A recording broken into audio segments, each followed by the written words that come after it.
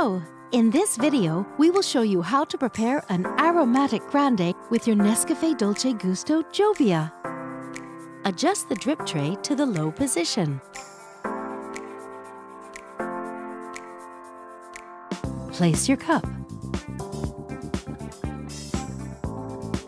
On this capsule, 7 bars means that preparation time is about 50 seconds. Lift the locking handle. Place the Grande capsule in the capsule holder.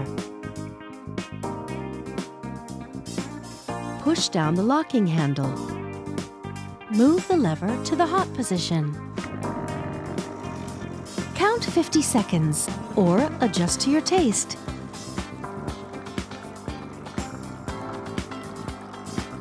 Move the lever back to the stop position. Once the coffee flow has stopped, the power button blinks red. Don't lift the locking handle until the power button turns green.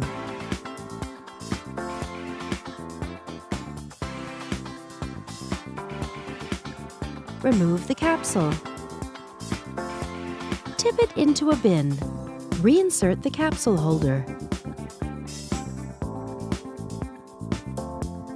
Keep in mind the coffee level in the cup as a guide for future preparations. And that's it.